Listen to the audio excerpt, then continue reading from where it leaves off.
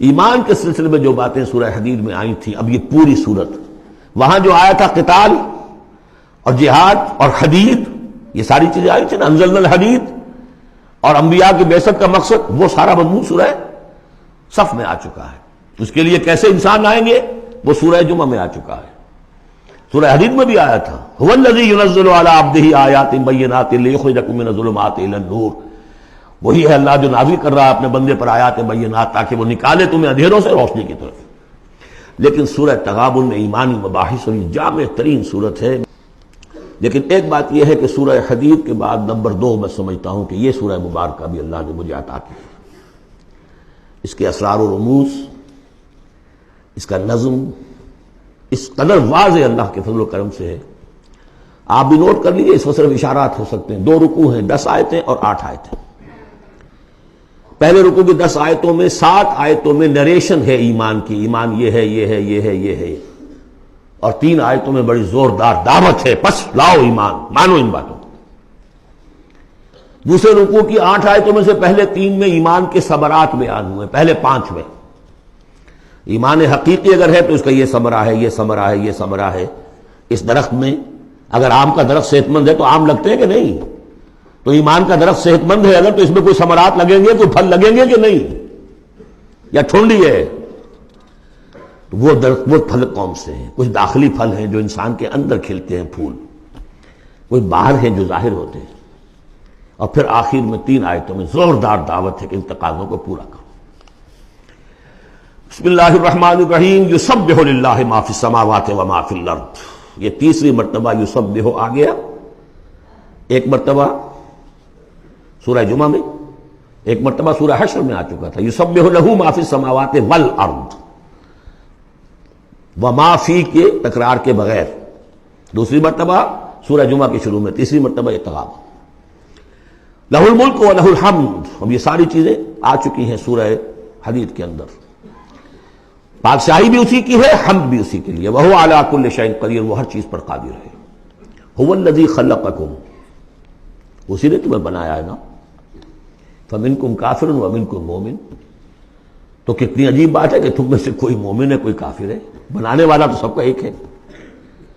سب کو مومن ہونا چاہیے، سب کو اس کا شکر گزار ہونا چاہیے، سب کو اس کے سامنے جھکنا چاہیے، لیکن واقعہ یہی ہے، هو الذی خلقکم، اس نے بنایا تم سب کو، فمنکم کافر ومنکم مومن واللہ بما تعملون بصیر، اور جو کچھ تم کر رہے ہو اللہ دیکھ رہا ہے۔ اس میں بڑا ایک یوں سمجھیے کہ بڑی دھمکی ہے، اللہ دیکھ رہا ہے، یعنی یہ کہ جو بھی اس کی مخلوق میں سے اس کا کفر کرے پھر اس کے ساتھ وہ نمٹے گا اس سے۔ واللہ بما تعملون بصیر، ہم تمہیں دیکھ رہے ہیں، تمہاری حرکتیں ہماری نگاہ میں ہیں۔ کیا مطلب ہوتا ہے اس کا؟ خلق السماوات والارض بالحق، اس نے آسمان اور زمین پیدا کیے ہیں ایک پرپس کے ساتھ، باطل نہیں ہے یہ تخلیق، عبث نہیں ہے یہ تخلیق، حق کے ساتھ، با مقصد، با نتیجہ، اور خاص طور پر تم اس کی کریشن کا کلائمیکس، وَصَوَّرَكُمْ فَأَحْسَنَ صُوَرَكُمْ، اور تمہاری جو نقشہ کشی کی ہے تو کتنی عمدہ کی ہے۔ انسان کا جسم، اس کا اریکٹ پوسچر، پھر کس طریقے سے جو اس میں جنسیں بنائی گئی ہیں، کس قدر کامل ہم آہنگی ہوتی ہے، پھر چہرے پہ جو نقش و نگار ہے، ایک ایک چیز پر غور کرو۔ فَصَوَّرَكُمْ وَأَحْسَنَ صُوَرَكُمْ، بہترین صورت بنائی تمہاری۔ وَإِلَيْهِ الْمَصِيرُ، اسی کی طرف لوٹ کر بھی آنا ہے۔ یہ سب کچھ بنا کر ایسے نہیں چھوڑ دیا تمہیں، تم اتنی گھٹیا شے نہیں ہو کہ بس اٹھا کے پھینک دی، نہ کھلونا ہو کہ کھیلے اور بس اس کے بعد جی اگتا گیا۔ یہ ایک سیریس کریشن ہے، پرپسفل ہے، نتیجہ نکلے گا۔ اب دیکھیے ایک آیت میں جمع کیا ہے وہ تمام جو ایمانیات، ایمان بالعلم، علم خداوندی کا جو ایمان ہمارا ہونا چاہیے۔ آپ کو کئی کئی آیتوں میں ملے گا قرآن میں، بہت سے مقامات پر، یہاں ایک میں 3 ڈائمنشنز دی ہیں۔ یعلم ما فی السماوات والارض، ایک ڈائمنشن، وہ جانتا ہے جو کچھ آسمان میں ہے جو کچھ زمین میں ہے۔ کیا باقی رہ گیا؟ لیکن سیکنڈ ڈائمنشن، وَيَعْلَمُ مَا تُسِرُّونَ وَمَا تُعْلِنُونَ، وہ بھی جانتا ہے جو تم چھپاتے ہو اور وہ بھی جانتا ہے جو تم ظاہر کرتے ہو۔ تیسری ڈائمنشن اور آئی، وَاللَّهُ عَلِيمٌ بِذَاتِ الصُّدُورِ، سینوں کے اندر جو کچھ ہے وہ پنہاں ہے، وہ بھی اللہ جانتا ہے۔ میں کافی عرصے تک متردد رہا کہ یہ تو پھر تکرار ہو گئی، جو کچھ ہم چھپاتے ہیں وہی ہمارے سینے میں ہے نا، اور تکرار محض کلام کا عیب ہے، یقیناً یہاں کوئی اور بات ہونی چاہیے۔ تو جب انکشاف ہوا کہ اس سے مطلب ہے even your sub conscious mind which even you don't know yourself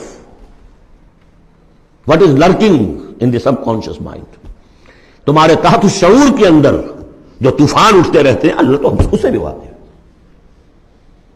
He knows you through and through، وہ تمہارے جین سے واقف ہے۔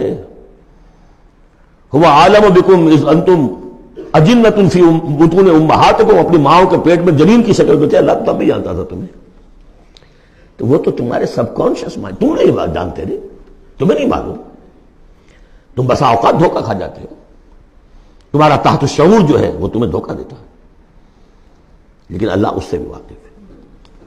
صدق اللہ العظیم۔